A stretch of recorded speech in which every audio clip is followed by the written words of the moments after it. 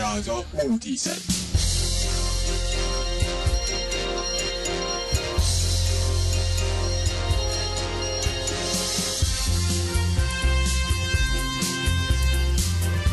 Hei kallid Kooliraadio kuulajad, käes on selle kuu viimane esmaspäev ja koos sellega ka jaanuari viimane uudistesaade, kus informeerime teid mitmete uudistega, mis on toimunud ja mis sees. Head kuulamist! Tänasteks sünnipäevalisteks on Kristen Kanep ja Tiia Pärnik. Palju õnne ka Kooliraadio meeskonna poolt! Tänane päev ajaloos. Nimelt tänasel päeval aastal 1919 toimus Paju lahing. See on vabadussõja üks tähtsaimad lahingud, kuna avas eestlastele tee Valga linna. Lahingus sai surmavalt haavata ka Eesti väejuht Julius Kuperjanov, kes suri 2. veebruaril. 1996. aastal võitis Kristiina Šmigun Itaalias Alpides aset leidnud juuniorite MM-il 5 kilomeetri klassikasõidus hõbemedali. 1951. aastal sündis laulja Dave Benton ning täna tähistab oma 60. sünnipäeva. 1966. aastal sündis Eesti laulja Hendrik Sall-Saller, kes saab täna 45-aastaseks.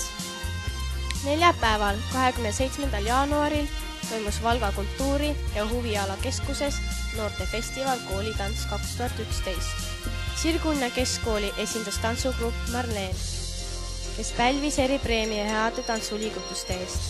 Marleeni kuuluvad 8.–12. klassi õpilased, kelle juhendajaks on Piret Seen. Tantsutrupp on nüüdseks tegutsenud juba 6 aastat. Eelmisel reedel käisid mitmed meie kooli õpilased Viimsi keskkoolis tore üldkoosolekul. Sai näha tore eelmise aasta tegemisi ning toimusid erinevad töötoad ja nende esitlused. Õnnitleme Siim Sirelit, kes saavutas emakeele olümpiaadi piirkonnavoorus 2. koha ja Kadri Talvikut, kes tuli 5.–6. kohale. Täname ka õpetajaid Ülle Vihma ja Marika Trooni. Täna toimuvad meie kooli kõrgushüppe meistrivõistlustel.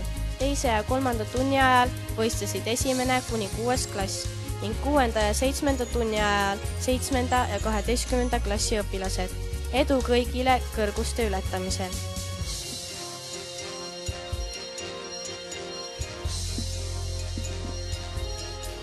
Kolmapäeval 2. veebruaril toimub infotund keskkooli astme õpilastele.